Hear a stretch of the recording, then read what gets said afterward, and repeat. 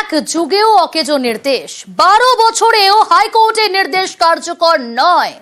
অকেজো নির্দেশেই হুঁশিয়ারি বিচারপতি। আমার সঙ্গে টেলিফোন লাইনে রয়েছে প্রতিনিধি অর্ণব। অর্ণব, কোন মামলার পরিপ্রেক্ষিতে এই মন্তব্য, এবং একই সঙ্গে জানার চেষ্টা করব যে কেন হাইকোর্টের নির্দেশ এক যুগেও কার্যকর করা গেল না? দেখো, মামলাটি হয় রানীগঞ্জ থেকে এবং ব্যাংকের তরফে মামলা করা হয়। মূলত 8 মুভার যে মেশিনগুলি হয়, মূলত আমরা জেসিবি কোম্পানির নামে এটাকে চিহ্নিত করে দেখি। সেই মেশিন কেনা হয়েছিল ব্যাংকের কাছে লোন নিয়ে। লোন অনাদেই থাকার কারণে ব্যাংক সেটাকে সিজ করতে চায়, কারণ তাদের নিয়ম অনুযায়ী যে টাকা কেনা হয়েছে সেটাকে মর্গেজ হিসেবে যেটা ছিল সেটাকে তারা সিজ করতে চায়। কিন্তু জেসিবি মেশিন যেটা কেনা হয়েছিল ব্যাংকের লোন নিয়ে, সেটাই খুঁজে পাওয়া যায়নি। 2013 সালে হাইকোর্টের অর্ডার হয়েছিল, সেক্ষেত্রে রানীগঞ্জ থানাকে বলা হয়েছিল যে পদক্ষেপ করতে এবং জেসিবিকে অ্যাটাচ করতে, অর্থাৎ খুঁজে বার করে এই মামলায় সংযুক্ত করতে। কিন্তু আজ পর্যন্ত সেই নির্দেশ কাজ করা হয়নি এবং অভিযোগ উঠছে রামপুরহাটের বাসিন্দার দিকে। এবং এই অভিযুক্তরা রামপুরহাটে কত বড় ক্ষমতাশালী, প্রভাবশালী, যে 12 বছরে কলকাতা হাইকোর্টের নির্দেশ কার্যকর না করাতে পুলিশের উপর প্রভাব খাটিয়ে তা চেপে রেখেছে। বিচারপতি তীর্থঙ্কর ঘোষ আজকে তার দুটো রেগে অগ্নিশর্মা হন তিনি, এবং তিনি জানান যে তিনি সময় দিচ্ছেন মার্চ মাসের দ্বিতীয় সপ্তাহ পর্যন্ত। এর মধ্যে যদি এই জেসিবি মেশিন উদ্ধার না হয়, তাহলে তিনি আভাসেনা নামিয়ে হাইকোর্টের নির্দেশ কি করে কার্যকর করাতে হয় সেটা হাইকোর্ট খুব ভালো করেই জানে।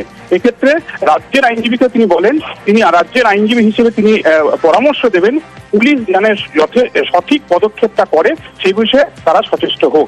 সব মিলিয়ে এই মার্চ মাসের দ্বিতীয় সপ্তাহ পর্যন্ত যে সময়সীমা দেওয়া হয়েছে, তার মধ্যে যদি ওই 2013 সালের নির্দেশে সেই 8 মুভার মেশিন খুঁজে না পাওয়া যায়, তাহলে হাইকোর্ট কিন্তু কড়া পদক্ষেপ নেবে। প্রয়োজনে এজেন্সি বদল করে কেন্দ্রীয় সেনা নামিয়ে ওই জেসিবি মেশিন উদ্ধার করবে, এমনটাই জানিয়েছেন বিচারপতি। সঙ্গে থাকো অর্ণব।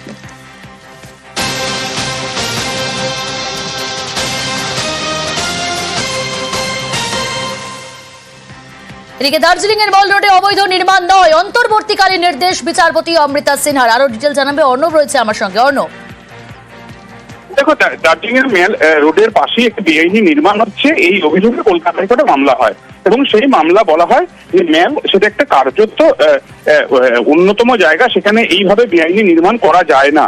কাজেই ওই কাজ অবিলম্বে বন্ধ করা হোক, এবং মেলের যদি কোনো রকম হকারদের পুনর্বাসনের কোনো প্রস্তুতি থাকে, সেক্ষেত্রে মামলাকারীতে কোনো আপত্তি নেই। কিন্তু কেন হঠাৎ করে দার্জিলিং পুরসভা এলাকায় জিটিএ কাজ করছে, এই ঘটনা ঘটলো?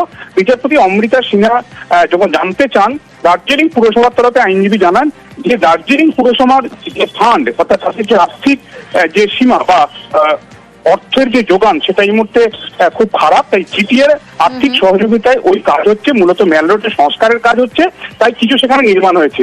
যদি মামলাকারীরা বলেন যে সংস্কারের কথা বলা হচ্ছে, সেখানে একটা হোটেল নির্মাণ করা হচ্ছে, এমনটা তাদের কাছে তথ্য রয়েছে। শেষমেশ ওই নির্মাণের উপর অন্তর্বর্তী স্থগিতাদেশ চাপিয়েছে কলকাতা হাইকোর্ট, এবং দার্জিলিং পুরসভাকে রিপোর্ট যা হলফনামার আকারে দিয়ে জানাতে হবে আদতে কি নির্মাণ কাজ হচ্ছে এবং সংস্কারের নামে আদৌ কোনো হোটেল হচ্ছে কিনা সে বিষয়টা স্পষ্ট করতে হবে, এবং ওই হলফনামা পাওয়ার পরে আদালত পরবর্তী পদক্ষেপ করবে। বেশ।